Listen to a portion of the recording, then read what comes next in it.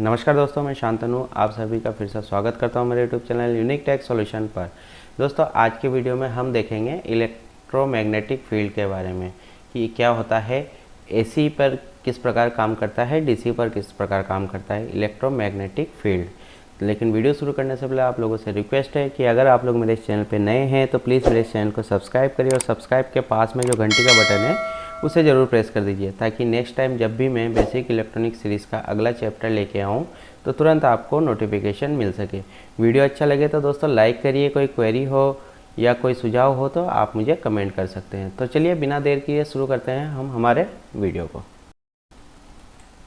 तो दोस्तों, last video में हमने इम्पीडेंस के बारे में जाना था, ठीक है। तो इम्पीडेंस के बारे में जाना था। अगर आपने मेरा ये वाला वीडियो नहीं देखा है तो मैं डिस्क्रिप्शन में इस वीडियो की लिंक डाल दूंगा, वहाँ से जाकर आप मेरे इम्पीडेंस वाले वीडियो, साथ ही जो मेरे बेसिक इलेक्ट्रॉनिक सीरीज़ के ओल्ड वीडियो हैं वो सारे देख सकते हैं। तो और आज की वीडियो में हम देखेंगे विद्युत चुंबकीय क्षेत्र या इलेक्ट्रोमैग्नेटिक फील्ड, ठीक है, क्या होता है। तो जैसा कि मैंने आपको जब मैंने कॉइल वाला चैप्टर शुरू किया था तभी बताया था कि जब हम किसी कंडक्टर में इलेक्ट्रिसिटी फ्लो करते हैं या इलेक्ट्रॉन्स फ्लो करते हैं तो क्या होता है, उसके चारों तरफ एक मैग्नेटिक फील्ड उत्पन्न होता है। क्या होता है, मैग्नेटिक फील्ड। जैसे मान लो एक तार में हमने इलेक्ट्रॉन्स फ्लो करे तो क्या होगा, उसके चारों ओर मैग्नेटिक फील्ड जनरेट करेगा, ठीक है। तो उसे क्या कहते हैं, हम विद्युत चुंबक या इलेक्ट्रोमैग्नेट कहेंगे। क्या कहेंगे, विद्युत चुंबक या इलेक्ट्रोमैग्नेट।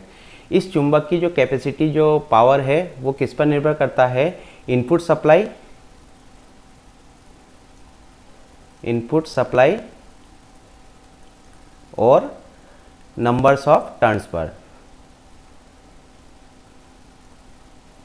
नंबर्स ऑफ टर्न्स, किसके टर्न पर, चुंबक जो हमारा कॉइल में कितने टर्न है।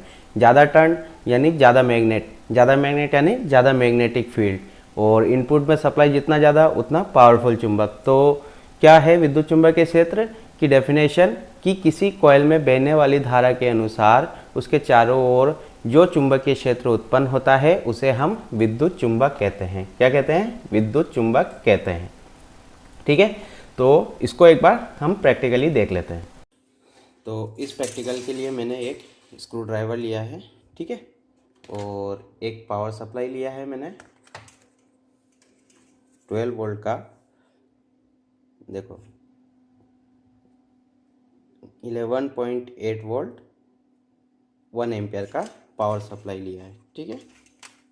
पावर सप्लाई लिया है और हमें चाहिए कॉइल बनाने के लिए इंसुलेटेड वायर, जो कि मैंने ये लिया है। अब हम क्या करेंगे, इस वायर को इसके ऊपर लपेट देंगे, ठीक है, यानी कि एक कॉइल बना देंगे इस तरह से। तो मैं इसको बना देता हूँ, फिर दिखाता हूँ आपको, ठीक है। तो मैंने इसको इसके ऊपर अच्छी तरह से लपेट दिया है। अभी आप देखेंगे तो इसमें किसी प्रकार का कोई मैग्नेटिक गुण नहीं है। ये देखो, ये सेफ्टी पिन इससे चिपक नहीं रहा है, ठीक है। अब हम क्या करेंगे, इसमें सप्लाई देते हैं। तो मैं इसको लगा देता हूँ पावर सॉकेट पे, और इसको एक टर्मिनल को यहाँ किसी भी तरह से हम किसी भी डायरेक्शन में लगा सकते हैं, पॉजिटिव नेगेटिव का कोई चक्कर नहीं है। इसको लगा दिया, आप देखो, ठीक है, ये चिपक गया, ये मैग्नेटिक बन गया, ठीक है। तो इसको हटा देने पर भी इसमें कुछ देर तक मैग्नेटिक गुण मौजूद रहेगा, क्योंकि मैंने आपको बताया कॉइल में से करंट धीरे धीरे कम होता है। तो अभी देखो ये हट गया। अब जैसे हम वापस लगाएंगे तो क्या होगा, ये वापस से मैग्नेटिक बन जाएगा। ये देखो, ठीक है। हटाने के बाद थोड़ी देर बाद ये गिर जाएगा। ये देखो, तो क्या हुआ, जैसे हमने इसमें सप्लाई दिया तो इसके चारों तरफ क्या हो गया, एक मैग्नेटिक फील्ड जनरेट हो गया, और जो हमारा स्क्रू ड्राइवर है इसको भी इसने मैग्नेटिक कर दिया। तो ये क्या होता है, ये होता है इलेक्ट्रोमैग्नेट। अब तो देखा आपने किस तरह से जब हमने स्क्रू ड्राइवर में कॉइल कंडक्टर को लपेटकर सप्लाई दिया तो किस तरह से स्क्रू ड्राइवर हमारा मैग्नेट बन गया, यानी कि एक इलेक्ट्रोमैग्नेट बन गया। यही होता है विद्युत चुंबकीय क्षेत्र या इलेक्ट्रोमैग्नेट, ठीक है। नेक्स्ट देखते हैं। तो नेक्स्ट है विद्युत चुंबकीय क्षेत्र का प्रभाव एसी और डीसी पर, मतलब एसी पर किस तरह से काम करता है और डीसी पर किस तरह से काम करता है। तो क्या होता है, जब हम किसी कॉइल में डीसी सप्लाई देते हैं तो उसमें जो चुंबकीय क्षेत्र उत्पन्न होता है, जो इलेक्ट्रिक फील्ड उत्पन्न होता है, वो भी फिक्स होता है, मतलब एक ही जैसा होता है। जैसे मान लो ये हमारा कॉइल है, ठीक है, यहाँ पे जब हम सप्लाई देते हैं तो जो मैग्नेटिक फील्ड होगा वो एक ही डायरेक्शन में होगा, यानी इधर साउथ पोल है तो इधर साउथ पोल ही बनेगा, इधर नॉर्थ पोल बनेगा, ठीक है। मैग्नेट में दो पोल होते हैं, साउथ पोल नॉर्थ पोल। तो जब हम डीसी सप्लाई देते हैं तो क्या होगा, साउथ पोल और नॉर्थ पोल फिक्स रहेगा। लेकिन जब हम कॉइल में एसी सप्लाई देंगे, क्या देंगे, एसी, तो एसी क्या होता है, परिवर्तनशील होता है, मतलब प्रत्यावर्ती रूप में होता है। तो जब इसमें एसी सप्लाई देंगे तो क्या होगा, इसका जो मैग्नेटिक क्षेत्र है वो भी बदलता रहेगा। एक बार इस तरह से मैग्नेट बनेगा, एक बार दूसरे डायरेक्शन में मैग्नेट बनेगा। तो क्या होगा, south pole north pole fix नहीं होगा, ये क्या होता रहेगा, चेंज होता रहेगा ये बार बार फ्रीक्वेंसी के अनुसार। अगर यहाँ 50 हर्ट्ज की फ्रीक्वेंसी है तो 1 सेकंड में 50 बार south pole north pole change होंगे, मतलब इसमें जो मैग्नेटिक फील्ड उत्पन्न होगा वो क्या होगा, परिवर्तनशील मैग्नेटिक फील्ड उत्पन्न होगा। अभी हमने प्रैक्टिकल में देखा था कि जब हम डीसी सप्लाई दे रहे थे कॉइल को तो क्या हो रहा था, कॉइल जो हमारा स्क्रू ड्राइवर है वो सेफ्टी पिन को चिपका रहा था, उसको छोड़ नहीं रहा था। लेकिन अगर उसकी जगह हम एसी देंगे तो क्या करेगा, एक बार चिपकाएगा एक बार छोड़ेगा। तो चलिए इसका भी एक प्रैक्टिकल देख लेते हैं। वाले प्रैक्टिकल के लिए क्या करेंगे, हम एक रिले लेंगे। रिले क्या होता है ये मैं आगे आने वाले वीडियो में आपको बताऊंगा। इसके बीच में भी एक कॉइल होता है, ठीक है, इसके बीच में भी एक कॉइल होता है। एक हम यूज़ करेंगे डीसी सोर्स, जो कि अभी हमने इससे पहले वाले प्रैक्टिकल में यूज़ किया था। साथ ही हम एक यूज़ करेंगे एसी सोर्स, ठीक है, जो कि मैं ले रहा हूँ एक ट्रांसफार्मर 12012 2 एम्पियर का एक ट्रांसफार्मर ले रहा हूँ, ठीक है, इसका हम यूज़ करेंगे। तो सबसे पहले हम देखते हैं डीसी सप्लाई में किस तरह से ये काम करता है। तो मैं सोर्स को लगा देता हूँ, सप्लाई सोर्स को हटा देता हूँ। तो मैंने सोर्स लगा दिया। अब इसको मैं करता हूँ यहाँ पे सेट, ठीक है। अभी देखना, जैसे मैं लगाऊंगा इसमें टक सी आवाज़ आएगी, जो किसकी रहेगी, कॉइल जो इसके अंदर मैकेनिज्म है उसको चिपकाने की आवाज़ आएगी। ये देखो, एक मिनट, ये देखो, ठीक है। जब मैं लगाता हूँ चिपका लेता है, हटा देता हूँ छोड़ देता है। आवाज़ सुन पा रहे होंगे आप,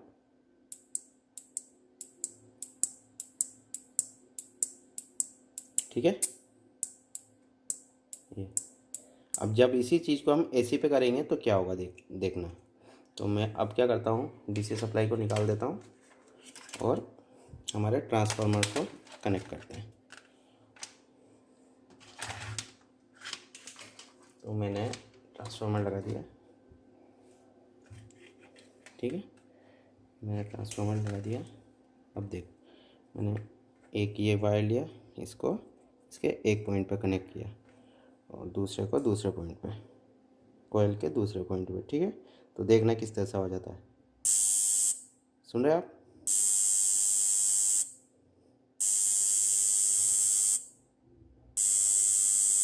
ये क्यों आ रहा है, क्योंकि एसी में क्या है, परिवर्तनशील है।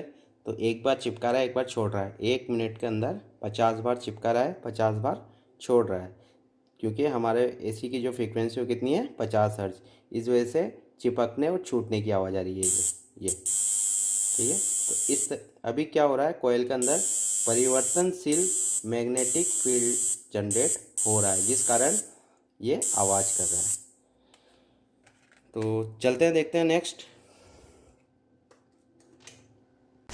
अभी जो हमने प्रैक्टिकल देखा उसमें वास्तव में क्या प्रतिक्रिया हो रही थी, तो उसे देखने के लिए हम चलते हैं एक बार सिमुलेटर सॉफ्टवेयर की ओर। तो जैसा कि हमने अभी प्रैक्टिकल किया था वैसा के वैसा ही मैंने एक यहाँ पे सर्किट बनाया। ये जो सिंबल होता है दोस्तों, ये रिले का होता है, ठीक है। रिले के बारे में मैं आगे आने वाले चैप्टरों में पढ़ाऊँगा, ये भी हमारे इलेक्ट्रॉनिक्स का एक बहुत इंपॉर्टेंट कंपोनेंट है। तो मैंने सप्लाई यहाँ भी 12 वोल्ट लिया है, एसी भी 12 वोल्ट लिया है। अब हम इसको ऑन करते हैं। तो जब हमने डीसी सप्लाई दिया था रिले को, तो जैसे हमने डीसी सप्लाई को ऑन किया था तो क्या हो रहा था, ये चिपक रहा था। आप यहाँ देखिए ये चिपक गया, फिर हम छोड़ रहे थे दूसरी तरफ चिपक रहा था, तो हमें टिक टिक की आवाज़ आ रही थी इस तरह से। जब हम इसको ऑन कर रहे थे तो एक बार चिपक रहा था एक तरफ, तो हमें टिक की आवाज़ आ रही थी, दूसरी फिर बंद कर रहे थे या सप्लाई को हटा रहे थे तो दूसरे पोल पे चिपक रहा था, तो हमें क्या आवाज़ आ रहा था, टिक टिक की आवाज़ आ रही थी। वही जब हमने रिले को एसी सप्लाई से जोड़ा तो हमें एक अजीब सी मतलब जो हमिंग की आवाज़ आई। तो वो क्यों आया, क्योंकि एसी क्या होता है, मैंने आपको बताया परिवर्तनशील होता है। तो एक बार क्या हो रहा था, ये चिपक रहा था, एक बार छूट रहा, एक बार इधर चिपक रहा था, एक बार इधर चिपक रहा था। तो उसके लिए मैंने क्या करा, ये दूसरा सर्किट बनाया जिसमें मैंने सप्लाई के दिया है एसी वोल्टेज। ये सिंबल एसी का है, एसी वोल्टेज 12 वोल्ट। मैं इस क्रिया को थोड़ा स्लो करने के लिए मैंने क्या करा, यहाँ फ्रीक्वेंसी 2 हर्ट्ज की रखी है। हमारे घरों में कितने हर्ट्ज की फ्रीक्वेंसी आती है, 15 हर्ट्ज की, तो मैंने 2 हर्ट्ज की फ्रीक्वेंसी रखी है ताकि आपको अच्छी तरह से समझ में आ जाए। अब देखिए जब मैं इसको प्ले करता हूँ तो क्या होता है, स्विच को ऑन किया तो देखो एक बार चिपक रहा है, एक बार इधर चिपक रहा है, मतलब एक बार चिपक रहा है, एक बार छोड़ रहा है। इस वजह से हमें हमिंग जैसी टर सी आवाज़ आई थी। तो ये क्यों हो रहा था, क्योंकि हमारा जो सप्लाई है देखो एक डायरेक्शन बदल रहा है, यहाँ आप देख पा रहे होंगे ये डायरेक्शन बदल रहा है। और यही अगर डीसी पे देखेंगे तो डीसी पे एक ही डायरेक्शन में सप्लाई बह रहा है। तीर का निशान आप देख पा रहे होंगे, ये देखिए यहाँ पे पॉजिटिव पॉजिटिव दिखा रहा है, यहाँ पे देखो एक बार पॉजिटिव बन रहा है, एक बार नेगेटिव बन रहा है। तो क्या हो रहा है, एसी डायरेक्शन बदल रहा है, जिस वजह से एक बार ये इधर मैग्नेट बन रहा था, एक बार मैग्नेट नहीं बन रहा था, मतलब एक बार मैग्नेट बन रहा था, एक बार डीमैग्नेटाइज हो रहा था। इस वजह से हमें वो चर की आवाज़ आ रही थी। तो ये होता है दोस्तों कोयल पर एसी और डीसी का प्रभाव। ये एक कोयल ही होता है दोस्तों, रिले के अंदर क्या होता है, एक कोयल ही होता है। तो देखते हैं नेक्स्ट क्या है। नेक्स्ट आता है कोयल का संयोजन। जैसे हमने रेजिस्टेंस में, कैपेसिटर में पढ़ा था कि किस प्रकार से जोड़ते हैं, तो उसी तरह कोयल को भी हम पैरेलल या सीरीज में जोड़ सकते हैं। तो मुख्यतः इसके 2 संयोजन होते हैं, सीरीज कॉम्बिनेशन और पैरेलल कॉम्बिनेशन। ठीक है, पैरेलल कॉम्बिनेशन में सिर्फ एक ही होता है, सीरीज में क्या होता है, 2 और होते हैं सीरीज के अंदर ही। एक होता है सीरीज एंडिंग और दूसरा है सीरीज अपोजिंग। एक क्या होता है सीरीज एंडिंग, दूसरा होता है सीरीज अपोजिंग। तो क्या होता है देख लेते हैं। तो जैसा कि आपको पता है सीरीज कॉम्बिनेशन किसे कहते हैं, एक कॉइल का आउटपुट दूसरे कॉइल के लिए इनपुट बने, फिर दूसरे कॉइल का आउटपुट तीसरे कॉइल के लिए इनपुट बने, तो उसे हम सीरीज कॉम्बिनेशन कहते हैं। जब हम यहाँ से सप्लाई देंगे तो क्या होगा, ये इलेक्ट्रिक फील्ड बनाएगा, ये भी इलेक्ट्रिक फील्ड बनाएगा, फिर सप्लाई यहाँ आएगा, ये भी इलेक्ट्रिक फील्ड बनाएगा। तो क्या होगा, सीरीज कॉम्बिनेशन में कोयल की वैल्यू क्या होगी, बढ़ जाएगी, क्योंकि ये भी इलेक्ट्रिक फील्ड जनरेट कर रहा है, ये भी इलेक्ट्रिक फील्ड जनरेट कर रहा है। यानी कि 3 कोयल को अगर हम सीरीज में जोड़ेंगे तो क्या होगा, कोयल की वैल्यू बढ़ जाएगी, जिसका फॉर्मूला क्या है, LT बराबर L1 plus L2 plus L3।